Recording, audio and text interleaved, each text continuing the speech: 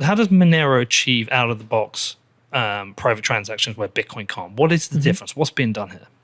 Yeah, I mean, the main thing that's been done is Monero has taken this holistic approach to really remove the necessity and the onus from the user doing all of the privacy to the protocol, making sure that if you're using Monero, you're getting all this privacy. And it does this through a holistic approach, which there are three main building blocks there. One of those building blocks is the confidential amounts, confidential transactions that we talked about before, where all amounts within Monero on-chain are hidden.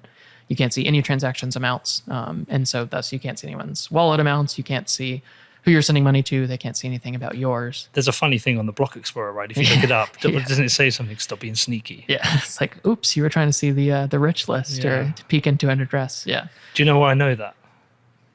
Looked up to see your own transaction? Yeah, so the first time I bought Monero, I was using, surprisingly for me as a technical moron, I was using the command line interface. So I actually had the CLI to use it. And God knows how I preserved that and never lost everything. There did come a point where I wanted to get it out, and Fluffy Pony had to coach you through it. Well, no, he swept it for me, and I just trusted him, and he sorted it out for me. But I did go to check my balance, and I was like, oh, I'm being sneaky, am I? Yeah, nobody's peeking in there. No one's having a look. You can if you have the keys, but not looking on Explorer. So that hiding of amounts is a very critical piece, and that kind of undergirds the rest of the approach. And the other two pieces there are something called ring signatures, which basically ensure that whenever you send a transaction in Monero, you can't actually see which output is being spent. So when I send you a transaction, you can't tell which input is from me, because I'll essentially build a ring of right now, my input and 10 others. Soon we have an upgrade coming up in July, my input and 15 others. And essentially any of those could be the true spend. Any of those could be the actual input to the transaction. So even if you wanted to dig in and try to find what else I've done, you can't know for sure which one of the inputs is actually mine that I'm giving you. And obviously no one outside, no one looking at a Block Explorer or anything like that can see the true spend in any transaction. What about the bloat on the chain? Because one of the things I was told is that to achieve I think it's because of the bulletproofs, that bulletproofs require a lot more data, so you get more chain bloat to achieve this. Yeah, so there's a couple pieces. There's certainly trade-offs to everything. With those bulletproofs, you do gain increased transaction size. So the actual transactions on chain are larger than a standard Bitcoin transaction. But what a lot of people don't understand is if you're using Bitcoin privately, it actually takes up more block space than using Monero, because you have to make multiple transactions to be able to spend privately within Bitcoin. Whereas within Monero, you only have to make the one. So I actually have a blog post that runs through all this. It's like my first blog post that I published. But has anyone fought you over that? No, because it's just true. That's just the way that it works on chain. Oh, interesting. Because you essentially have to spend 3 transactions on Bitcoin to achieve reasonable privacy and actually spend the funds. Whereas with Monero, you just spend the funds. And so while Monero transactions are like 1.3, 1.4 kilobytes per transaction, if you're making the Bitcoin transaction, I think it was like, I can't remember off the top of my head, but it was like 1.6, 1.7 kilobytes to actually make that private spend, because you have to make 3 separate transactions, all of which add up to be larger on chain, which is something a lot of people don't realize. But the other trade-off that does come with the ring signatures specifically is that because you don't know which inputs are spent, you can't actually prune in the same way that like a Bitcoin node can. Right, okay. Because you can't just keep the set of unspent transaction outputs, you don't know what they are. because you don't know. Like, you only know your spent transaction outputs. You don't know anyone else's. And so because of that, that is a vital piece for privacy, but you can't prune in the same way. You can still prune Monero's blockchain and get rid of a lot of the other data. So like right now, I think a prune node in Monero is about 1/3 the size of a full node. And both are still smaller than Bitcoin's blockchain right now. But you can't prune the same way. So there are certainly trade-offs with these things that you pay for. And the other main privacy piece within Monero is something called stealth addresses or one-time addresses. And these are very similar. If people who know the Bitcoin privacy space know what a paynym is, or Bit47, something that Samurai Wallet has kind of championed and driven for a while. And basically it means that the address that you give to somebody in Monero for them to send you funds is never published on chain. So even if you have that and you go to a Block Explorer and you look at this address, just like you mentioned in your example of trying to look at your own balance, you can't actually see anything about an address on chain, because there's only a unique one-time address that's used with each transaction that's generated from that public address that was shared with you. And that breaks a lot of the very common tracing in Bitcoin, which we even saw a very fascinating paper come out, I think today, about improving the wallet clustering heuristic, which is this idea of maybe you don't reuse addresses within Bitcoin, but you do different things like your change outputs look a certain way, or you combine funds, and those things can tie addresses back together within Bitcoin. And so people who are doing blockchain analysis can tie things back to one single entity, even if you've never reused an address. And this is the kind of thing that very few people will understand, will do the research, and will be able to. Well, maybe not, like they just don't even care because it's just too much work, and they won't even know if they've made a mistake. And that's one of the things that I find tricky. And I'm sure this show is going to piss a bunch of people off, but it's true. And I think you have to be honest about these things. You say the blockchain, the Monero blockchain, is smaller than the Bitcoin blockchain. Mm-hmm. Is that though because it's a less popular? Yeah, I mean, to be completely honest, yes. The main reason that it's smaller is because it is less used. Right now, it's about 10 to 15% of the transactions per day of Bitcoin. If we had the same transactional volume as Bitcoin, it would definitely be larger. But like I mentioned with the size of using Bitcoin privately, if you used Bitcoin privately at the same transaction volume as Bitcoin today, it would be much, much larger. The chain would be about a terabyte in size. But not everyone is, and not everyone will, and not every transaction needs to be private. Like, okay, yes, in an ideal world, but I'm just saying it's like, even if I knew how to do it, I mean, I'm not sure I would every single time. There's some that is almost unnecessary in that I've got a commercial trade, e-commerce relationship with somebody. It'd be very easy to even track back to me with that because they could go and put a gun to their head and say, who are your customers? So that it's not required for me in every scenario.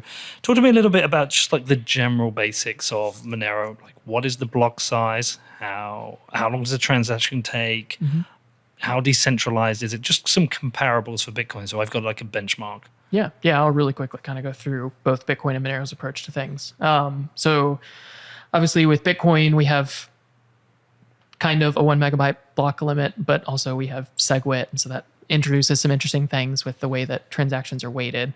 Within Monero, we have what are called dynamic block sizes. And this is essentially approaching block sizes with the idea of we don't want to ever have to make a decision on what size blocks should be. We want the usage on chain to decide that, and we want a penalty to be paid appropriately if people want to increase the block size. And so what that means is basically that Monero we're not just going to scale to infinity and have like BSV level block sizes. That's not the goal. But the goal really is to enable, in these times of quick inflows of lots of people want to transact, like we see when Bitcoin crashes or goes through the roof or whatever, we see a lot of people rush on chain to make transactions, and Bitcoin's block size is fixed. So if there's no one transacting, it's this block size. If way too many people to fit into that block are transacting, it's this block size, and that doesn't change. Within Monero, essentially what happens is miners can choose to increase the block size slowly and pay a penalty from the actual block subsidy, the amount of Monero that they're given from the network, not the fees themselves. And they can pay a penalty in that, and then they can basically make up for it and gain more by including more transactions, and then the fees make up for that penalty. So essentially, miners can pay to increase the block size to benefit themselves, but then the block size comes back down, and you have to keep going through that penalty process anytime there's a rush on chain. And that just helps for those short-term scaling situations. That's not to say that Monero can serve a billion people transacting every day or anything like that. It doesn't just magically solve the problems that come with distributed databases like blockchains are. But it's I think an interesting approach to that, where we won't have to have that potential debate or hard fork to increase block size or something. We won't have block size wars. We won't have anything like that. How long does a transaction take? So in Monero, the block time is 2 minutes. Okay. So if you're just waiting for one conf, the actual security guaranteed by one conf in Bitcoin and Monero is not the same. So you can't really compare them. Monero is very secure and has very decentralized mining, which you can jump into next. But it's a 2 minute block time. So if you're just waiting for a confirmation to make sure they're not going to like do a simple double spend in the mempool or something like that, it's very quick. So a lot quicker block times with smaller blocks right now. The minimum block size starts out at 300 kilobytes versus the 1 megabyte of Bitcoin. So they start out small, but like I said, they can grow as necessary within certain bounds. There's a lot that goes into that. But. And what about fees? Is it similar to Bitcoin in that because if you've got dynamic blocks, are the fees kind of fixed? So there's actually a really interesting thing that's enabled by both dynamic block size and another difference between Bitcoin and Monero, and that Monero has this thing called a tail emission. And this is actually going into effect tomorrow, which is interesting. Very well timed for this talk. But this tail emission means that contrary to Bitcoin, which eventually all Bitcoin will be mined and there will be no Bitcoin emitted by the network, there will just be transaction fees, which within Bitcoin, we're just hoping that That's enough. the fee market materializes and we're okay. But that's very much not proven and impossible to predict. I can't tell you it's going to work or it's not going to work. Within Monero, they've implemented something called the tail emission, which means that at a certain point when all of the defined supply is kind of what we call it, is emitted, and that's 18.4 million Monero, this tail emission kicks in, which means that for every block, there will be 0.6 XMR emitted as the block subsidy. And that will go on forever. And I know that is anathema to Bitcoiners and this idea of this 21 million hard cap. But what that means is not only that we know for a fact that there will be a lower bound of network security. So we know that miners can mine for that 0.6 XMR, even if no fee market materializes. Mm-hmm. But it also enables us to do the dynamic block size, because you have to have a subsidy to do the dynamic block size, because you need to be able to penalize something to raise blocks, or they would just be raised infinitely. And then it also enables fees to actually have a very interesting inverse relationship to usage. So as usage in Monero goes up and as block sizes increase, fees per transaction actually go down. So the more people use Monero, the lower the fees get, because you're essentially compensating each other and coming together to produce enough value for the miners to mine, and they have that guaranteed 0.6 XMR in the tail emission. And so fees actually go down as block sizes increase. But that necessity for a fixed limit for Bitcoin has different meaning than Monero.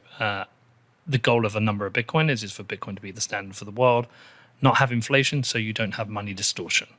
And that's an important thing on the side of Bitcoiners. And if Monero acts like a payments network that's usable by people who are Monero fans or Bitcoin fans, it has slightly different trade-offs. I think that's more acceptable. I think the thing that people don't really look at is that the problem is not any inflation. The problem with like the fiat regime is that inflation can change at any time and is completely under the control of a centralized entity. Predictable versus unpredictable. Yeah, so Monero is perfectly predictable. So at any point in the future, I can understand how much of the supply I own, how many Monero there will be, all of that.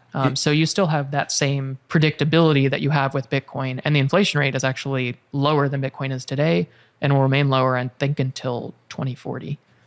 Is it fair to say it's perfectly predictable, though, when it's had quite a number of hard forks? Yes, because that's a fair criticism. No, and it's a very good question, and a lot of people bring that up. And I mean, I would say that just like Bitcoin, the money supply is just as fixed in social consensus as Bitcoin's is. And really, in Bitcoin, it comes down to social consensus. Obviously, Bitcoin could hard fork to have 42 million Bitcoin ever they wanted, but that would never, ever happen. Yeah. And similarly in Monero, that would never, ever be changed. Because just because you can change things, and ultimately what's changing in Monero is not the money supply. We're changing the actual transactional protocol to improve it. The money supply is untouchable. That will never be touched. And it's the same idea of social consensus in Monero as in Bitcoin there. And that's something that just would be non-negotiable. Obviously, that would be a very contentious hard fork, and the hard fork that tried to change the supply would just die. It feels like it's easier to achieve social consensus with Monero with a smaller community than it is with Bitcoin, but Bitcoin also has built this attitude of like, we move slow, we're a glacier, it's hard to change, like, you want to change it, fuck you, prove it. Whereas I can imagine Monero is a tighter, mission-driven community, and social consensus is a lot easier to achieve. Therefore, changes into monetary policy might be a little bit easier. No, I definitely don't think so. Okay. I think just like in Bitcoin, that's something that is just simply untouchable. Because if you touch that, everything else falls apart. Because those are the incentives you've set up. That's what everyone has been understanding from the Genesis block. And that's something that really no cryptocurrency project should be able to touch that and survive. Obviously, some do, which is crazy. One does. Yeah, absolutely crazy to me. Specifically, one massive one.